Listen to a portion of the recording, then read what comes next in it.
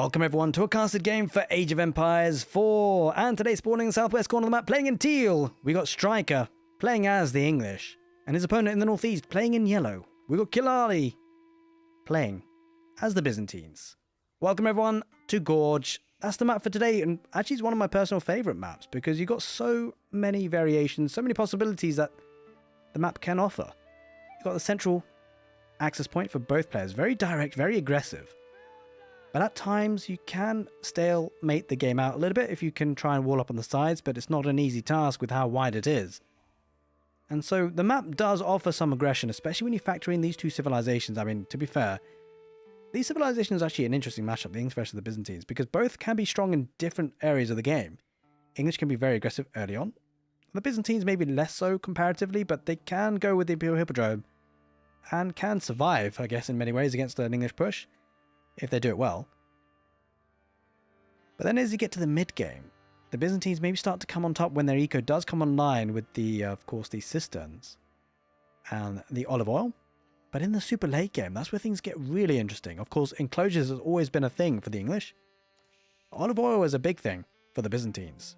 They can have siege on the field without needing gold, but often Palatine School as the alternative landmark has been chosen a little bit more favourably these days, getting those free units. But we're going to see how this one pans out. Kiljardi moving forward with the scout and just scouting out what's going on, finding out what's going on, of course. I guess what will really dictate the terms of the fight is what the English decide to do, right? Because it feels like if the English do decide to be very aggressive, that will force the Byzantines to try and hold the best they can. It will force them to make units because they can't. It's very difficult when the English get rolling in the feudal age pressure. It can be very difficult to stop. Especially when you factor in there's only one wood line, which, to be fair, is in a relatively safer spot behind the town centre. That gold vein is something that Kiljardi is going to need to keep an eye on. It will be a council hall going up very quickly here, as you'd usually expect, going up with 3 villagers, and still has a couple of villagers on gold, rather.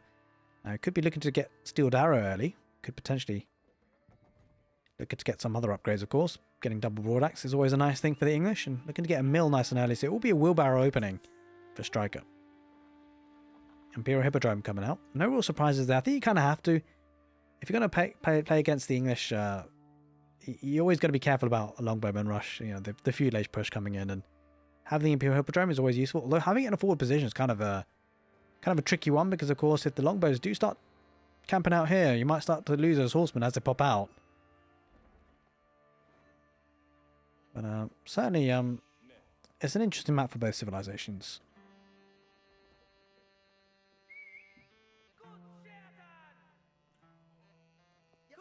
Quite a few sheep here gathered by Striker. Now bear in mind we did see a mill earlier, so maybe looking to get a couple of farms early, although probably just sticking out for wheelbarrow first. Although there's not that many sheep, so it might be forced into it. Bearing in mind his scout's on the other side of the map. Now we do have water level 2, which will mean that he's got 10% buffering on these villagers' gather rate, and also a bit of a buffer on the production buildings production rate, I guess. I believe it's a good 40% if I'm not mistaken. Let's double check that on the conscriptio. Yeah, it will be 40%. Council Hall is now up and running, and it will be a wheelbarrow for Striker. Now whilst we're waiting for some action, I'd like to say a very big thank you for everyone supporting on the channel, whether it be on YouTube or Twitch. You guys have been absolutely phenomenal. I think generally last year has been really good for me, content creation wise, and I am starting to branch out with other games as well, namely Zero Space and Stormgate. Of course, Age of Empires is always going to be a staple. I find Age of Empires my safe home, a game that I can always rely on to get good content, a game I can always rely on to have fun casting games and chatting with you guys. It's been a good journey so far. Long may it continue into 2024. If you're watching this video, I mean, on YouTube that is, even if you're watching it live on Twitch now, Happy New Year, and hopefully this new year is going to be a great one for you all. 2024, boy does time fly.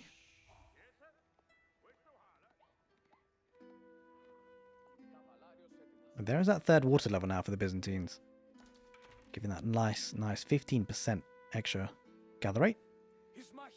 Horseman on the field already for Kiljardi. Does have the access to the triumph ability now with the Imperial Hippodrome. Certainly a nice little bit of a boost. if he so needs it.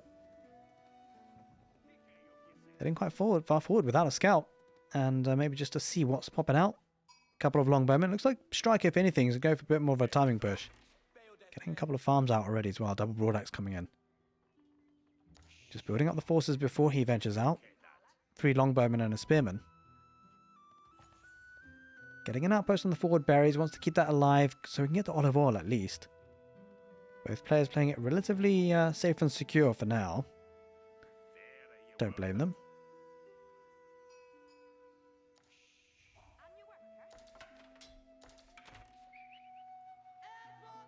Constantly chipping away with one villager on stone just to eke out the next cistern at some point. 2 horsemen return. Got the valuable information, decide, well, you know, we need to head back. Not much we can do here. As we say that, here come the English units. Heading through the central gorge.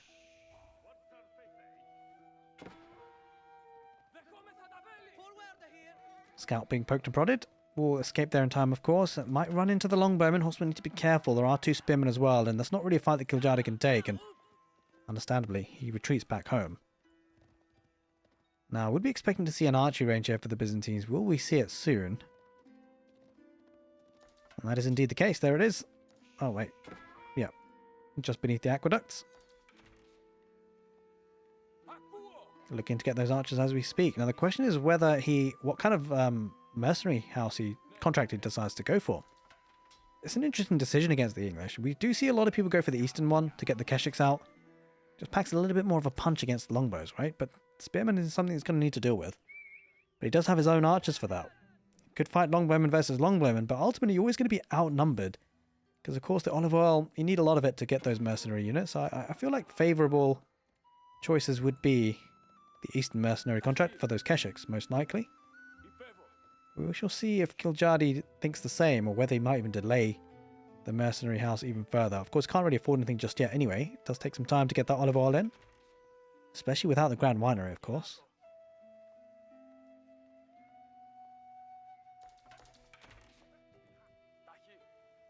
Now, with another patch of 8 farms, I wonder whether Striker is thinking, you know, maybe just think about going to the castle age. Quite a few idle villages there, though. He's got to fix that soon. Only 3 villages in gold so far, though. So you can never count out a heavy feudal age pressure, even with farms going up.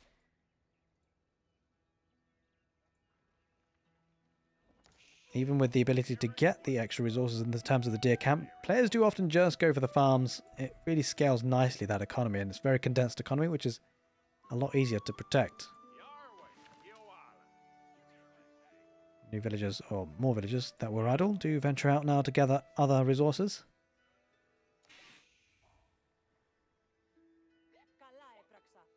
Blacksmith is up for the Byzantines. Looking to get those all-important upgrades. Does have a wheelbarrow as well, so we're really seeing a resurgence of the wheelbarrow builds. Horseman try to dive in there a little bit. I wonder if he's got expilatores. It's a nice upgrade that the Byzantines can get. Gets an extra +2 damage against villagers for the horsemen. But also gives you 20 gold if you do kill a villager, which obviously hasn't happened just yet for either player. Go quite heavy on gold now, so maybe considering... Well, it's probably going to get some of those upgrades, right? Blacksmith upgrades, maybe even venture into Castle Age later on. Spearman just protecting that gold vein. It's quite more... Yeah, I mean, Striker's end, he's going to that Castle Age. Probably with the King's Palace, possibly. To go for a second town centre, effectively. It's a nice approach to get that little bit of eco boost. It does invite some pressure, though, from the Byzantines in that mid-Castle Age. Something the Byzantines do well. Looking to snipe out the scout. Gets a charge attack with the 3 horsemen, but should be able to... I mean, ultimately, I think the scout goes down because the horseman does have a greater movement speed, and there it is. Unfortunately, scout will be seeing better days, and... There we go. And that's all she wrote.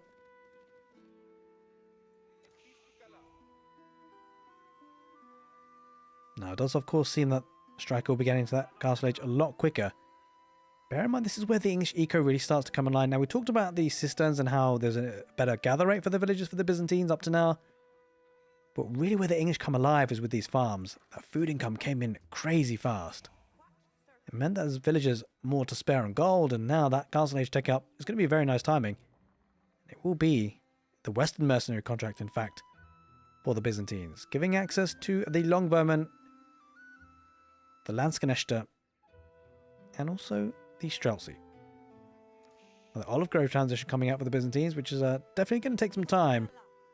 And on a map like Gorge, this is certainly going to be a nice juicy area to protect, which the Byzantines are recognizing and are going up with some palisade walls. Now with the tech up coming out for the English, of course is going to need a bit of extra food to maintain production of effectively 2 town centres. Could look to get some of those relics, maybe even look to pressurize with a couple of stables. Oh yeah, there it is. There are the stables with knights coming out soon, I suspect. We'll have to see. Oh, horseman diving in on the back line. Going to try and snipe out a couple of the villagers. Triumph ability comes out. And this is what makes this horseman raid so strong often. But although it doesn't really get... I mean, kills 2 villagers to be fair. It's killed 2 so far. It backs away. But ultimately the Triumph ability is so strong for the Imperial Hippodrome.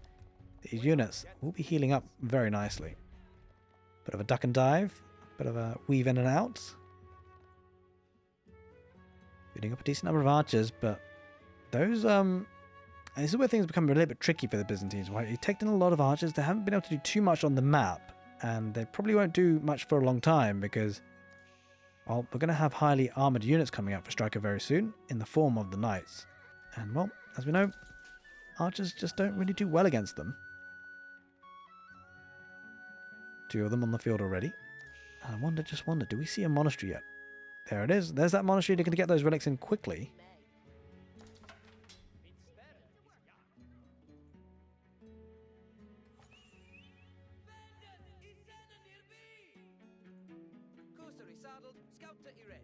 Scouting out just to find out where things are. Golden Horn Tower is the landmark of choice for the Byzantines, and it wasn't too far away, to be fair. I mean, he's had a little bit of a lead time on the castle age there, the English, but only 2 knights to show for it in terms of military. And is being poked and prodded. Good couple of hits, engagements here, overall considered, and, well, it's going to back away and not really achieve too much about this. But it has forced the Byzantines into relatively, well, I'd say conservative walls, but no conservative than it needed to be, I guess. Venturing out further than that could be dangerous. Nice charge in. Going to look to try and snipe out 1 horseman with a decent number of archers. Now, certainly archers tickle, but with this number, well, they're good at tickling. And this knight might be tickled to death very soon. He's going to back away. Going through the gorge just now. Thank you for the raid there, Lash. I appreciate it, my dude. Hope you had a good stream, man, and had some good games. I was in a little bit earlier, lurking around. And just to let you guys know on YouTube, by the way, if you're watching this video later on, and I know actually there's a massive German community of watching videos on YouTube. I see you guys. I've checked the analytics. In fact, I think my second largest population country-wise watching the content on YouTube is actually from Germany. So you guys will know. I'm sure you guys know Lash because he's such a pivotal member of the German community specifically and the Age of Empires community at large. But if you haven't seen him stream live, definitely worth checking out. Obviously a very highly rated player. We do cover some of his games as well sometimes, and it's definitely a player you want to watch for sure. So be sure to check that out. It's actually quite interesting because I know the German community do love their RTS. It's been like that for a long time. So it's quite fun to see that analytic on YouTube. Of course, the first location is going to be USA, just sheer number of people. It's such a large, obviously, country in and of itself. There you go. Well, picking up one of those relics there just in time. Those horsemen didn't quite get there in time, and he did have spearmen there, Striker, anyway. Going to be picking up another relic too, and this is a lot of relics actually. 4 of them in the clutches of the English, and that's going to be boding really well for that mid to late game. But thank you again, Lash, for that raid.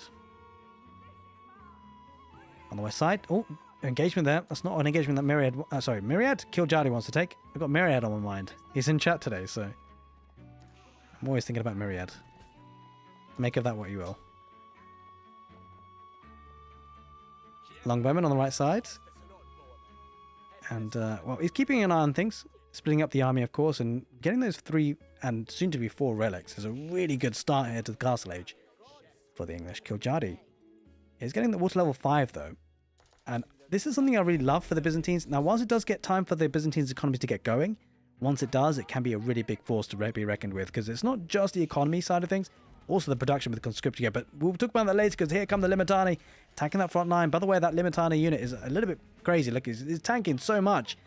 It draws the fire of all those longbowmen. It allows the longbowmen and the archers for the Byzantines to get some good damage in, but he's backing away for now. Not really committing too much just yet here, Kiljardi. Waiting for his upgrades. Waiting for Wedge Rivers.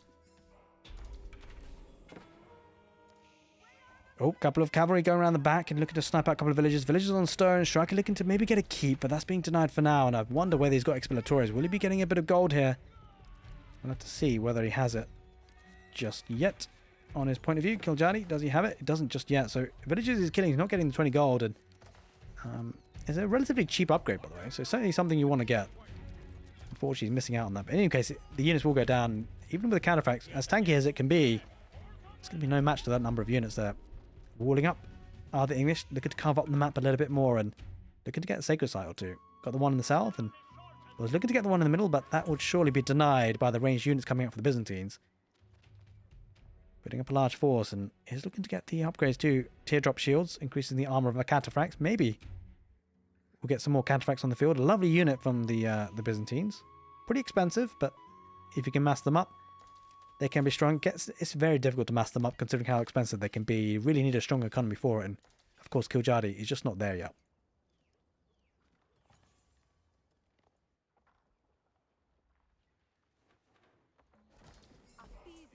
More mercenary houses coming out. Certainly going to be pumping out that olive oil with the olive grove transition coming in. It does take a while to establish. Of course, it's no match for the cheapness of the English farms. You guys know how much I love farms.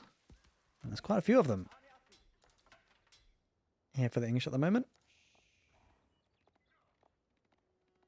It looks like maybe we're heading to a stage of the game where both players are maybe thinking about having one big fight in the middle. It could quite happen. Setting a couple of knights there. I like this play here for Striker, peeling off a couple of knights with good mobility.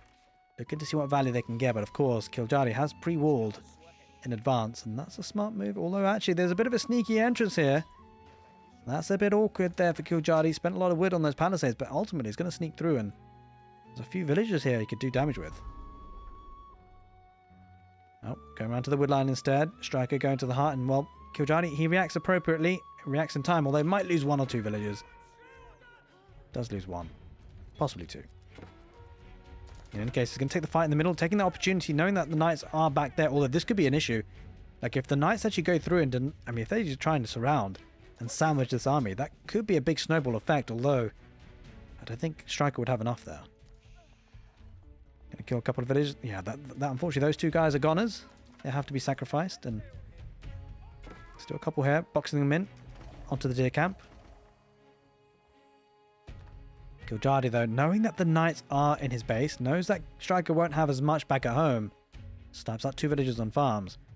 This is a good start here for the push for the Byzantines. Got to deal with those knights back at home, though. If you can, villagers came out. Well, those knights bounced once again. But there are a couple of Limitani heading there, a couple of longbowmen as well. It's going to be the Limitani that he's going to need, really. Going to go down the south, looking to pick up for some villagers. Quite a few villagers on gold. That could be a death sentence for them, and instead, it goes to camp the production. Quite a few villagers here idled out there for Kiljardi. And, of course, the biggest problem for Kiljardi is that he is on a timer, right? The English are on 2 town centres, 73 villages, and whilst it takes some time for that to really escalate in terms of military production, well, there is a timing window, and maybe that timing window is now. Kiljardi engaging, got longbowmen on the back line, and, well, they got a couple of those Varangian guards, which will certainly do well. The English do have a couple of knights, but not. You don't feel like they have enough. All those villagers on gold, pretty exposed. Villagers on stone. Kiljardi, he's got to react. Yeah, sure, he's taking the villagers off gold, but... well, no, these guys, they mustn't get left behind. He's decapping that southern sacred site. Kiljardi, he's on attack mode, that's for sure. And he needs to be. Only 3 knights remain. This is where things become a little bit sticky for Striker. I've got to say, he's going to get a keep. I love that keep, actually. He needs to defend this eco as long as possible. He needs to allow that villager lead to really pay dividends in terms of military numbers. We'd love to see a couple of Cairo siphons being added here, because he's really relying on the torch damage from the Varangian guards, who now do need to focus on their fight, because those longbowmen start to edge forward there a little bit for the English. Keeping a couple of paintings. Always concerned about those knights. Still 3 lurking around there for Strikers. Got good value out of them so far. They're still on gold in the south.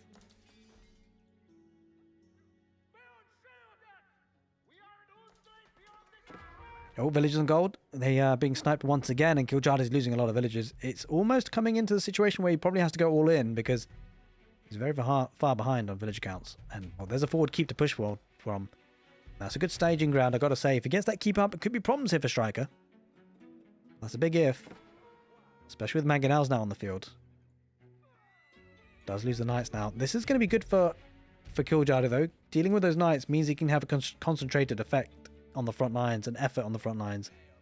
Going to head forward with the keep, but the keep is spotted out. Oh, the longbowman might look to snipe out villagers. This could be the big engagement that we're expecting. 2 knights going to go on the villagers. Villagers back off. Mangonel deploys on that keep now. He needs to commit. He either needs to delete that keep or he needs to build it. He's got to do one or the other. The keep might go down to the mangonel. Otherwise, the bringing guards trying to tank on the front line. The mangonel's focusing on the archers on the back line. He dodges it. kiljardi microing well, and mangonel just about to edge forward once again. This is an issue for kiljardi. I don't think he quite has enough here. And that keep won't be going up anytime soon, and he might even torch that down with the melee units. He's backing off. kiljardi has to delete that keep. He does. So he'll recover a little bit of stone, but in fact, no, he doesn't. He's left with 81 stone. He just lost way too much of that, although that's probably because he's just placed another foundation, though. And that's the reason. In any case, it's starting to be pushed, and all of a sudden, that keep not going up. He was a bit ambitious with it. It didn't quite work for him, and Mantar's going forward for the English. They do have some very good upgrades on them. But 2 mangonels versus the 1. kiljardi starting to push this one back, and that's a lot of units. Landsknechte could be a big difference maker. They're going to be sniped by the longbows. Definitely good move there by Striker. He needs to take care of those glass cannons, because if those Landsknechte get on top of those man-at-arms and those longbowmen, it could be a big, big problem. kiljardi, though, starting to push once again, and he should be able to get that keep up at the back without too much problem. But don't forget, every minute that passes, Striker's economy is certainly better. But it's not into that situation where the game is over for kiljardi. If he really commits and takes some good fights, he might win. He snipes out the mangonel, which is a good first start. But I gotta say, the game is probably going to be over in the next 10-15 minutes. One way or another, it's either going to end with kiljardi winning the game, destroying his opponent, or it's going to be with Striker holding on and then pushing back. Mangonels deploy 2 of them. Springle pops out for Striker, 2 of them in fact. Should be able to snipe out 1 or 2 of the mangonels if they get close enough. They do get close enough, snipes out 1. There's still 1 more, but the man-at-arms are going to be tanking out the brunt of that mangonel shot. Springle's edging a bit further forward. Man-at-arms going to go right on top of those archers. This is a problem. Byzantines don't have any meat shield, and in fact, this should be a good cleanup for the English. He's got Network of Castles bonus, and while Village going back onto stone for Striker, he feels totally safe to do so. Does lose 1 Springled, which is not ideal, but the longbowmen, they need to back away. There's just not enough here for kiljardi. He's being pushed back quite heavily by those man-at-arms. If those man-at-arms get on top of them, it's going to be curtains. Does have a keep there on the front lines. Mangonel deploys, but again, mangonels aren't going to be doing too much damage against the man-at-arms. Man-at-arms are going to try and torch down the keep and let the longbowmen do their thing. Longbowmen, they do scatter there. Nice micro by Striker. Snipes out the mangonel, which is absolutely huge. A couple of glass cannons in the form of the Landsknechte still roaming around. You need to take care of those. And, well, bringing guards, they're in decent numbers, but not enough, really, I don't think. Man-at-arms going to take down the keep, and, well, they could be focusing on the longbowman, I got to say. He's going to go for the keep first. But this is a big fight. This could be the deciding fight. But great splits for sure. Looking great here for Striker, making sure that those longbowmen weren't too dented in by those mangonels. Longbowmen garrisoning inside the keep. That's probably his only last move to keep them alive. But again, the man-at-arms, they tank so well. They get the torches out. Ladies and gentlemen, down to 18 military. It feels like kiljardi is really on the back foot. Behind on economy, behind on military. Now all it takes is Striker just to push further forward. He was able to hold. And that was the key difference. He was able to hold for long enough. And with that keep going down, that might just signal the end of the game. kiljardi, I don't think he has much left in him. Getting Spearman out. And that's not really what he wants and what he needs. The 4 relic coming clutch here for Striker. Great economy. Great pushback. He timed it to perfection. Keep goes down. Heads towards the middle of the map and does capture that sacred site down the south once again. And if he pushes this once more, there's 1 more keep, I think, in the way. In fact, no, he deleted that one that was conservative to be more aggressive with. And unfortunately, that aggression didn't pay off. He's going to go for Stonewalls. Really playing this slowly, methodically. Doesn't want to give any ground up. And this is what the high-level players do well, by the way. I mean, obviously we see it. He doesn't. That he obviously is going to win this game. But this is a great way to solidify your position, making sure that even your army does get pushed back somehow, that it's not going to be a straight walk into your base to lose the game. It gives them time. If he does lose his army in the front lines, it gives him time to rebuild. He probably won't need it, but it's certainly showing a good, slow, methodical approach to the game. And with 3 Springals and Rams now on the field, it should be looking to push pretty soon. Getting to that 200 population capacity, and so it does mean the resource is going to start to bank up. Now, granted, 2 rams is going to take some time to really break through the infrastructure the Byzantines have built up, and has had some time to recuperate and recover. Being able to spend some olive oil for those longbowmen, getting some outposts to buy some time, maybe has some mangonel placements inside them, does have one on that outpost. But that'll crumble pretty quickly to those 2 rams, and Man-at-Arm's going to go further forward and torch things they can. This is where things get snipey and interesting. I mean, well, that's a lot of man-at-arms for the English. I don't think they have enough of the Byzantines. Trying to try and hold on with the Varangian guards and longbows on the back line with not much more. 2 mangonels, though, could do work against the longbowmen, but they're on scattered formation. It's the man-at-arms that are really going to steal the show here for the English. Not for the first time in Age of Empires 4, of course, a really powerful unit. In particular for the English, it's going to head right forward. That's a get out of my keep if I ever saw one. And surely, now, with that not being denied, that keep, that's going to be a great staging ground. It feels like this is going to be the end. Kiljardi still holding on a little bit there, but yeah, I mean, ultimately, there was not much longer in the game left, and Kiljardi has to tap out on Gorge. The English looking good, but no real surprises there. Hope you guys enjoyed the casted game. Take care, and see you next time.